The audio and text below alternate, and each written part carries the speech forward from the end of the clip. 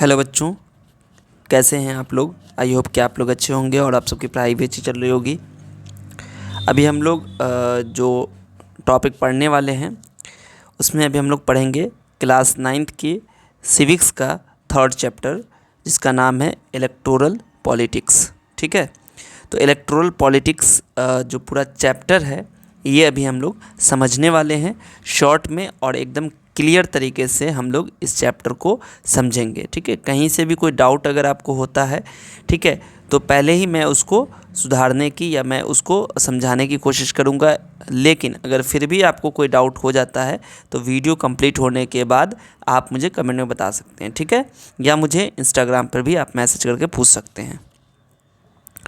अभी जो हम लोग पढ़ने वाले हैं उसमें जो इम्पोर्टेंट टॉपिक्स हैं उनमें क्या क्या है, तो पहला जो हम लोग पढ़ेंगे कि what are elections and why are they important, मतलब इलेक्शन जो है क्या है और ये ज़रूरी क्यों है।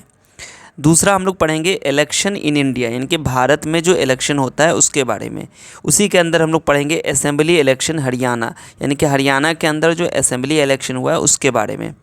इसके बाद हम लोग पढ़ेंगे what makes an election democratic, मतलब कि इलेक्शन जो है उसको डेमोक्रेटिक कौन सी चीज़ें बनाती हैं। ठीक है, उसके बाद हम लोग पढ़ेंगे चौथा topic, is it good to have political competition, कि एक पॉलिटिकल कंपटीशन जो हो रहा है क्या ये अच्छा है। इसके बाद जो हम लोग का टॉपिक होगा इसी के अंदर डिमेरिट्स पढ़ेंगे और मेरिट्स पढ़ेंगे, कि ये जो पॉलिटिकल कंपटीशन है क्या ये अच्छा है, अगर है तो ये इसका डिमेरिट क्या है, इसकी मेरिट्स क्या है, यानी कि इसके फ़वाइद क्या हैं, इसके नुकसानात क्या हैं। इसके बाद what is our system of election, यानी कि इलेक्शन का हमारा जो सिस्टम ऑफ इलेक्शन है वो क्या है, यानी कि इलेक्टोरल कॉन्स्टिट्यूंसी के बारे में पढ़ेंगे, गुलबर्ग लोकसभा कॉन्स्टिट्यूंसी के बारे में पढ़ेंगे, रिजर्व कॉन्स्टिट्यूंसी के बारे में पढ़ेंगे। ठीक है, इसके बाद फिर हम लोग पढ़ेंगे वोटर लिस्ट के बारे में, नॉमिनेशन ऑफ कैंडिडेट्स के बारे में, फिर इलेक्शन कैंपेन के बारे में पढ़ेंगे। ठीक है, इसके बाद हम लोग फिर पढ़ेंगे polling and counting of vote, what make election in India democratic. ठीक है, इसके बाद फिर आपका आ जाएगा इंडिपेंडेंट इलेक्शन कमीशन और फिर पॉपुलर पार्टिसिपेशन, इसके बारे में पढ़ेंगे। ठीक है, तो चलिए शुरू करते हैं। और इसमें 2-3 टॉपिक और भी आप लोग पढ़ेंगे हम लोग। ठीक है, एक्सेप्टेंस ऑफ इलेक्शन आउटकम्स, यानी कि जो इलेक्शन का आउटकम होता है, रिज़ल्ट होता है, उसका एक्सेप्टेंस। ठीक है, उसके बाद है चैलेंजेस क्या क्या हैं फ्री और फेयर इलेक्शंस कंडक्ट करवाने के। उसके बाद एक क्वेश्चन है जिसमें आपको खुद से करना है। ठीक है, तो सबसे पहला टॉपिक हमारा है what are elections and why are they important, वो ज़रूरी क्यों है। ठीक है, तो देखिए इलेक्शंस डेमोक्रेसी में एक वाइटल प्रोसेस है। ठीक है, यानी कि एक अहम प्रोसेस है, डेमोक्रेसी में इलेक्शन एक अहम प्रोसेस है जहां सिटीजन्स अपने रिप्रेजेंटेटिव को डिसीजन मेकिंग के लिए चुनते हैं। जो सिटीज़न हैं, जो नागरिक हैं, वो अपने रिप्रेजेंटेटिव को किस लिए चुनते हैं, डिसीजन मेकिंग के लिए चुनते हैं। डिसीजन मतलब पॉलिसी बनाने के लिए, निर्णय लेने के लिए चुनते हैं। ठीक है, अब उसकी वजह क्या है कि बड़े कम्युनिटीज़ में रोज़ाना collective decision making practically possible नहीं है, यानी कि जब समाज बड़ा हो जाता है, बहुत ज़्यादा लोग होते हैं, तो उसमें रोज़ाना जो हम लोग कलेक्टिव डिसीजन मेकिंग है वो प्रैक्टिकली पॉसिबल नहीं है कि सब लोग मिलके एक फ़ैसला कर सकें। ठीक है, तो इसलिए इलेक्शन ज़रूरी है। इसके बाद है एज, एजुकेशन या कोई और क्राइटेरिया भी रिप्रेजेंटेटिव चुन सकता है, किसी और तरीके से भी हम रिप्रेजेंटेटिव को चुन सकते हैं, लेकिन इलेक्शन अकाउंटेबिलिटी और डेमोक्रेटिक मैकेनिज्म प्रोवाइड करता है। यानी कि अगर हम इलेक्शन के ज़रिए अगर हम रिप्रेजेंटेटिव चुनते हैं तो इससे क्या होता है कि अकाउंटेबिलिटी, यानी कि उसकी जिम्मेदारी, ठीक है, उसकी जिम्मेदारी और डेमोक्रेटिक मैकेनिज्म प्रोवाइड करता है, यानी कि एक रिस्पॉन्सिबिलिटी उसको मिलती है, एक जिम्मेदारी उसको मिलती है। ठीक है, एक जवाबदेही मिलती है उसको। ठीक है, इलेक्शन के ज़रिए जो रिप्रेजेंटेटिव हम लोग चुनते हैं तो उसको अकाउंटेबिलिटी, यानी कि उसको जवाबदेही मिलती है कि भाई आपको कोई काम करना है तो सही तरीके से काम करना है, उसकी जवाबदेही उसको देनी होती है। ठीक है, ये सिटीज़न को अपनी प्रेफरेंसेस बताने, लॉ मेकर चुनने, गवर्नमेंट फॉर्म करने और पॉलिसीज़ को गाइड करने का हक देते हैं।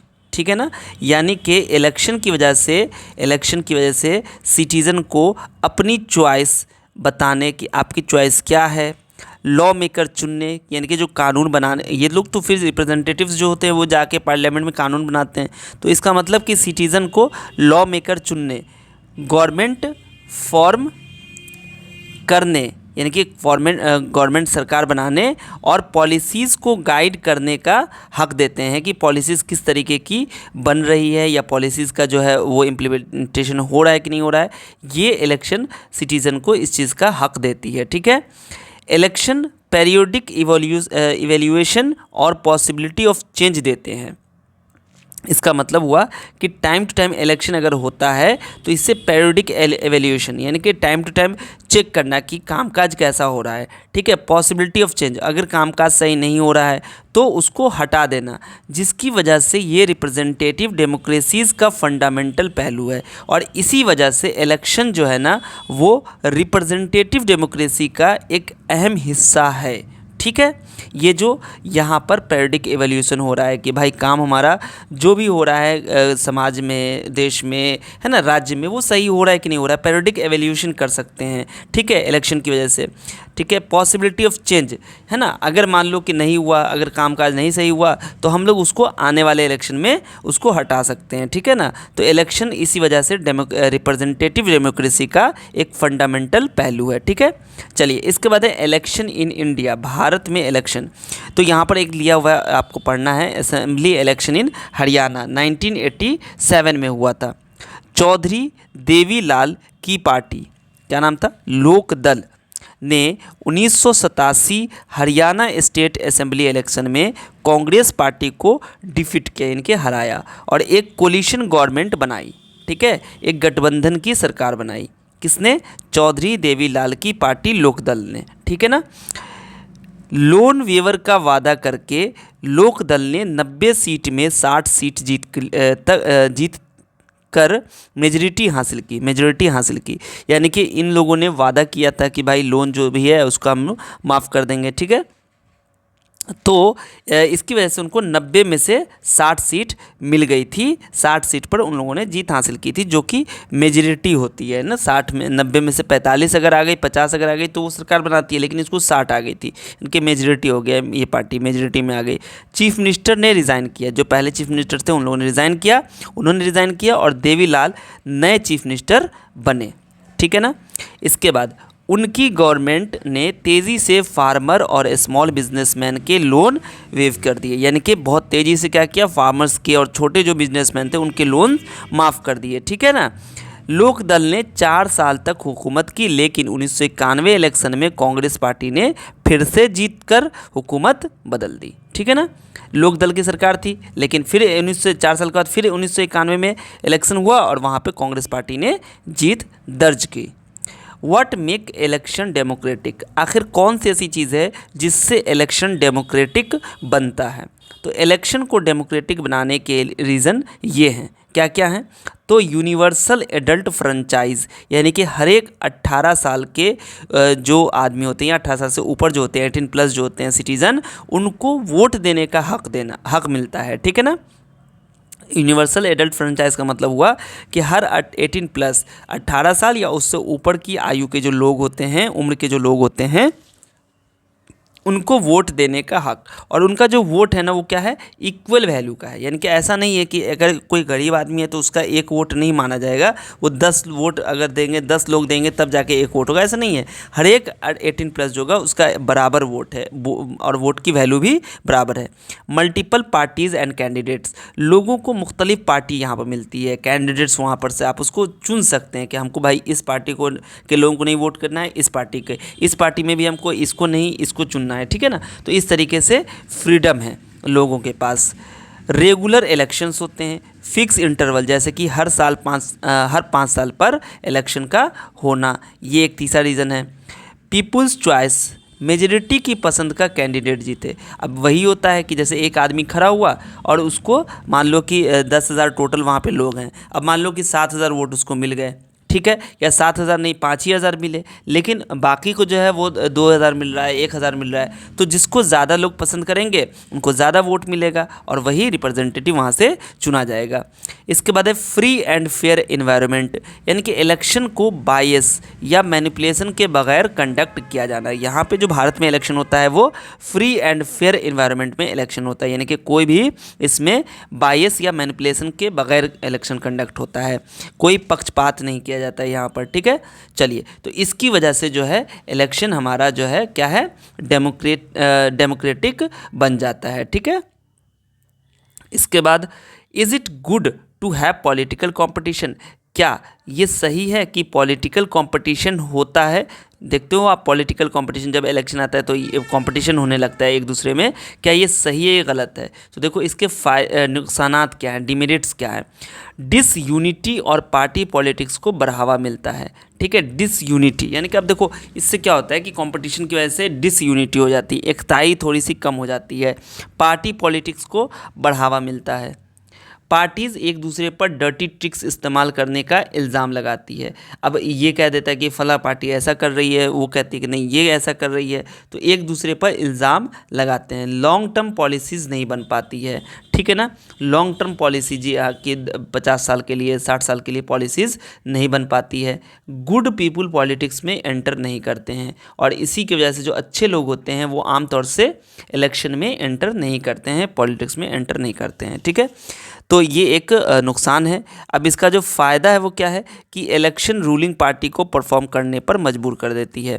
अब ये मान लो ए और बी पार्टी है, अब ये चुनाव जीत गई है, ये चुनाव हार गई है, तो अब इसको क्या है कि काम करना ही पड़ेगा। ठीक है ना, कंपटीशन मतलब ये काम करेगा, क्यों कि अगर काम नहीं करेंगे तो अगले साल अगली बार जो इलेक्शन होगा तो ये जीत जाएगा। ठीक है ना, तो यहाँ पर क्या कह रहा है कि इलेक्शन रूलिंग पार्टी को परफॉर्म करने पर मजबूर करता है। गवर्नमेंट को पता होता है कि अगर वो एक्सपेक्टेशंस पर खरा नहीं उतरी तो उसे वोट आउट किया जा सकता है, यानी कि उसको वोट नहीं दिया जाएगा, वोट कम मिलेगा उसको, तो वो हार सकती है अगले इसमें। कंपटीशन पार्टीज़ और लीडर्स को अकाउंटेबल बनाता है। कंपटीशन की वजह से वो क्या होते हैं, वही मैंने बताया था अकाउंटेबिलिटी, यानी कि जवाबदेही उनकी तय हो जाती है कि भाई आपको जो है आपको क्या करना है कि कोई काम करना है तो आपकी जवाबदेही है कि आपकी रिस्पॉन्सिबिलिटी है। ठीक है, तो कंपटीशन से पार्टी और लीडर को अकाउंटेबल बनाता है। ठीक है, कंपटीशन। अब ये है कि what is our system of election. System of election क्या है, तो देखो वोटर लिस्ट तैयार करना, इलेक्शन डेट का ऐलान, देश को लोकसभा और स्टेट असेंबली के लिए कॉन्स्टिट्यूंसीज़ में डिवाइड करना। ठीक है ना, मेंबर्स ऑफ पार्लियामेंट को 543 लोकसभा कॉन्स्टिट्यूंसी से चुनना। ठीक है ना, पांचवा क्या है, member of legislative assembly MLAs को हर स्टेट में चुनना। पार्टीज़ के मैनिफेस्टोज और नॉमिनेशन लिस्ट का ऐलान। तो ये सारा क्या है, तो ये है सिस्टम ऑफ इलेक्शन, यानी कि ये सब काम होते हैं इलेक्शंस में। वोटर लिस्ट तैयार होती है, इलेक्शन डेट का ऐलान होता है ना, देश को लोकसभा है ना और स्टेट असेंबली के लिए कॉन्स्टिट्यूंसीज़ में डिवाइड किया जाता है ना, जो स्टेट असेंबली होती है उसमें कॉन्स्टिट्यूंसी में डिवाइड किया जाता है। लोकसभा कॉन्स्टिट्यूंसी होती है, स्टेट असेंबली कॉन्स्टिट्यूंसी होती है। अब इसमें क्या है कि पार्लियामेंट जो होते हैं, मेंबर ऑफ पार्लियामेंट, वो लगभग 543 होते हैं, लोकसभा कॉन्स्टिट्यूंसी से चुना जाता है। और अगर एमएलएज हैं तो हर स्टेट में अलग अलग होता है। पार्टी के मैनिफेस्टो यानी कि उनका क्या एजेंडा है, वो क्या करने वाले हैं, वो उस पर उसका ऐलान होता है। नॉमिनेशन लिस्ट का ऐलान होता है, कौन कौन किस किस जगह से कौन खड़ा हो रहा है, कौन कौन नॉमिनेशन कराया है। ठीक है, पार्टी, ये सब इलेक्शन में आपको देखने को मिलेगा। इलेक्टोरल कॉन्स्टिट्यूंसी, इलेक्टोरल कॉन्स्टिट्यूंसी वो एरिया होते हैं जो इलेक्शन के लिए बनाए जाते हैं। ठीक है ना, यानी कि इलेक्टोरल कॉन्स्टिट्यूंसी क्या हो गया कि वो एरिया है जो इलेक्शन के लिए बनाया जाता है। ठीक है ना, अगर एक मान लो कोई राज्य है या कोई देश है तो उसको अलग अलग हिस्से में बांट के ये इलेक्टोरल कॉन्स्टिट्यूंसी, ये एक हो गया, ये एक हो गया, ये इस तरीके से बनाया जाता है। ठीक है, अब यहाँ कहता है कि हर कॉन्स्टिट्यूंसी एक रिप्रेजेंटेटिव चुनती है। ठीक है, लोकसभा के लिए 573 कॉन्स्टिट्यूंसी है। लोकसभा के लिए कितने हैं? 573 नहीं, 543 कॉन्स्टिट्यूंसी, 543 कॉन्स्टिट्यूंसी है। अब वहाँ पे क्या होता है कि जब 543 कॉन्स्टिट्यूंसी हो गई तो कितने आएंगे? हर जगह से एक आएगा, एक रिप्रेजेंटेटिव, तो टोटल कितने हो गए? 543 एमपीज़ बनते हैं। अब कहता है हर कॉन्स्टिट्यूंसी में इक्वल नंबर ऑफ़ वोट होने चाहिए। कहा जाता है कि भाई इस तरीके से बांटा जाता है कि हर एक कॉन्स्टिट्यूंसी में, जहाँ जहाँ कॉन्स्टिट्यूंसी है, कितने होने चाहिए? हर एक कॉन्स्टिट्यूंसी में इक्वल नंबर ऑफ़ वोटर्स होने चाहिए, ठीक है। लेकिन पॉलिटिकली ये मुश्किल है, ठीक है, पॉलिटिकली ऐसा मुश्किल है, कहीं पे थोड़े कम ज़्यादा हो जाते हैं। इसके बाद आता है रिज़र्व कॉन्स्टिट्यूंसी। कहता है ट्रू डेमोक्रेसी का मकसद इलेक्शन और गवर्नेंस में इक्वल अपॉर्चुनिटी देना है, ठीक है ना। ट्रू डेमोक्रेसी का मकसद क्या होता है? इलेक्शन और गवर्नेंस में इक्वल अपॉर्चुनिटी देना है। वीकर सेक्शन जैसे कि एससीज, एसटीज़, ओबीसीज, वुमेन को हिस्टोरिकल, सोशल, कल्चरल और इकोनॉमिक फैक्टर की वजह से रिज़र्व कॉन्स्टिट्यूंसी दी जाती है, ठीक है ना। यानी कि रिज़र्व कॉन्स्टिट्यूंसी जो है वो किन के लिए है? एससी, एसटीज़, ओबीसीज और विमेंस के लिए। उनको हिस्टोरिकल, सोशल, कल्चरल और इकोनॉमिक फैक्टर की वजह से उनको रिज़र्व कॉन्स्टिट्यूंसी दी जाती है। मतलब कुछ इलाका होता है जो इनके लिए ही क्या है, फिक्स है कि यहाँ से सपोज दैट एससी ही खड़े हो सकते हैं, या कोई ऐसी कॉन्स्टिट्यूंसी जहाँ से सिर्फ औरतें ही खड़ी हो सकती हैं, है ना। उनकी क्या वजह है? तो यहाँ पर लिख दिया गया है कि हिस्टोरिकल वजह, है ना, सोशल, कल्चरल, कि उनको समाज में थोड़ा उनकी जो पोजीशन है उसको अप करने के लिए ऐसा किया जाता है। रिज़र्व कॉन्स्टिट्यूंसी इन ग्रुप्स को लेवल प्लेइंग फील्ड प्रोवाइड करता है, यानी कि level playing field is needed. यानी कि क्या यहाँ पे कह रहा है कि रिज़र्व कॉन्स्टिट्यूंसी जो होता है इन ग्रुप को लेवल प्लेइंग फील्ड, यानी कि एक जगह इसको मिलती है कि भाई यहाँ पर ये अपना काम कर सकते हैं, लेवल प्लेइंग फील्ड प्रोवाइड करते हैं। अगर इनको ये चीज़ नहीं दी जाएगी तो शायद इनको एक प्लेटफॉर्म नहीं मिल पाएगा जहाँ पर ये अपनी आवाज़ बुलंद कर सकते हैं, ठीक है। तो ऐसा होना चाहिए कि भाई एक बराबरी का इनको हक मिलना चाहिए, इसलिए ऐसा किया जाता है। अब इसके बाद है इसके बाद आपके आ गया अगला topic, voter list. Voter list electoral roll में हर, यानी कि वोटर लिस्ट का मतलब हो गया इलेक्टोरल रोल में हर 18 प्लस यानी कि 18 प्लस सिटीज़न का नाम शामिल होता है, कास्ट, रिलीजन या जेंडर के फ़र्क के बगैर। एक्सेप्शंस, अनसाउंड माइंड वाले लोग और क्रिमिनल जब तक उनकी सज़ा जारी हो, ठीक है। एक्सेप्शंस में ये सब आ जाते हैं। बात समझ में आई कि वोटर लिस्ट जो होता है इसमें हर एक जाति के लोग, हर एक जेंडर के, हर एक रिलीजन के लोग का नाम इसमें दर्ज होता है, ठीक है। हो सकता है कि जो क्रिमिनल्स वगैरह होते हैं उनको उसमें उस लिस्ट में से हटाया जाता है कि जब तक उनकी सज़ा होती जारी रहती है तब तक वो वोट नहीं कर सकते हैं। इसके बाद है इलेक्शन फ़ोटो आइडेंटिटी कार्ड। लोगों वोटिंग के वक्त ज़रूरी आइडेंटिफिकेशन डॉक्यूमेंट है, एपिक। आप देखिएगा कि जो आई कार्ड होता है इलेक्शन वाला, है ना, वोटर ID कार्ड, उसमें आपको एक चीज़ दिखेगा, एपिक नंबर, ठीक है। यानी कि election photo identity card number, याद रखिएगा फॉर्म, ये full form. Nomination of candidate, इसका मतलब हो गया कि 25 प्लस यानी कि 25 से ऊपर वाले एज वाले सिटीजन नॉमिनेशन फॉर्म और सिक्योरिटी डिपॉजिट सबमिट करके कैंडिडेट बन सकते हैं। जो चुनाव में खड़े होना चाहते हैं, जो इलेक्शन लड़ना चाहते हैं, उनको नॉमिनेशन फॉर्म भरना होता है और कुछ सिक्योरिटी डिपॉजिट सबमिट करना होता है और उसके बाद वो कैंडिडेट बन सकते हैं। कैंडिडेट को लीगली अपने सीरियस क्रिमिनल केसेस डिक्लेयर करने होते हैं। कोई अगर कुछ मान लो क्रिमिनल केस नहीं है तो वहाँ पे लगेगा कोई क्रिमिनल केस नहीं है, अगर है तो उसको क्रिमिनल केस जो भी उसके ऊपर है वो उसका डिक्लेरेशन देना पड़ता है। ये ट्रांसपेरेंसी वोटर को इन्फॉर्म डिसीजन लेने में मदद करती है कि भाई पता है तुमको कि भाई इनके नाम, मान लो A और B दो आदमी हैं, इनके नाम मान लो 5 केस है, इनके नाम मान लो 50 केस है, तो तुमको समझ में आएगा कि ये कितने अच्छे आदमी हैं या ये कितने अच्छे आदमी, तुमको फ़र्क पता चल जाएगा। उसके बाद आप अपना ले सकते हैं फैसला। ये ट्रांसपेरेंसी इसलिए वोटर को इन्फॉर्म कर देती है और इस तरीके से वो इन्फॉर्म डिसीजन लेने में मदद करती है, ठीक है। इसका बाद इलेक्शन कैंपेन। इंडिया में इलेक्शन कैंपेन फ्री और ओपन डिस्कशन के लिए 2 वीक तक चलता है, फाइनल कैंडिडेट लिस्ट के ऐलान और पोलिंग डेट के दरमियान। ठीक है, कि आप कैंपेनिंग कर सकते हैं, आप जाइए, आप रैली कीजिए, आप लोगों से मिलिए, आप सभा कीजिए, है ना। तो ये इलेक्शन कैंपेन इसलिए होता है ताकि लोग अपने वादे, लोग अपनी जो चीज़ें हैं वो लोगों को बता सकते हैं। अगर कोई रूलिंग पार्टी है तो वो अपने काम दिखा सकता है ना। इसलिए इलेक्शन कैंपेन करने का मौका मिलता है। कब? तो फाइनल कैंडिडेट लिस्ट का ऐलान होता है और पोलिंग डेट इसके दरमियान। इलेक्शन लॉज के मुताबिक ये माना है ब्राइबरी, कास्ट रिलीजन की अपील, ठीक है, ये मना है। क्या? कि ब्राइबरी, घूस या फिर कास्ट रिलीजन की अपील आप नहीं कर सकते हैं। गवर्नमेंट रिसोर्सेज का मिसयूज़ नहीं कर सकते हैं। स्पेंडिंग लिमिट को क्रॉस करना, यानी कि जो लिमिट दिया गया आपको कि इतना आप खर्च कर सकते हैं पैसा, उससे ज़्यादा नहीं कर सकते हैं।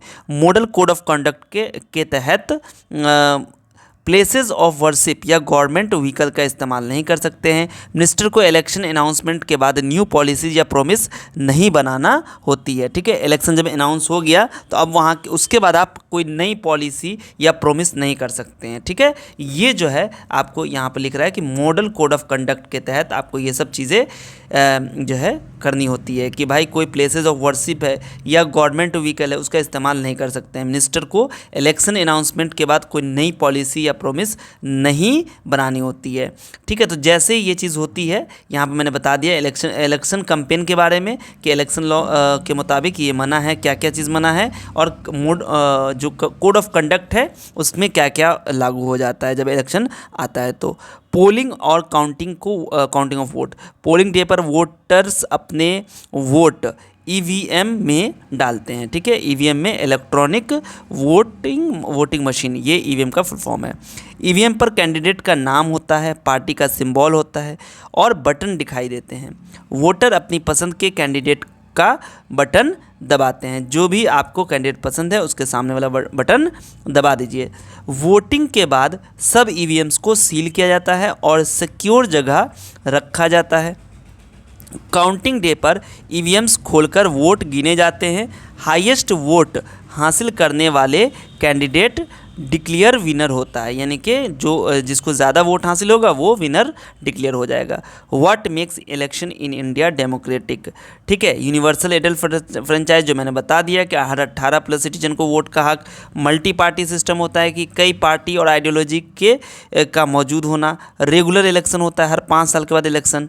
ठीक है, मेजॉरिटी की मर्ज़ी को अहमियत मिलती है। फ्री एंड फेयर इलेक्शंस, यानी कि इलेक्शन कमीशन का न्यूट्रल रोल होता है। सीक्रेट बैलेट, यानी कि बिना डर या दबाव के वोट देना। बैलेट पेपर पर आप जो है वोट दे सकते हैं। ठीक है, इसके बाद independent election commission. Election commission of India को चीफ इलेक्शन कमिश्नर लीड करता है, CEC।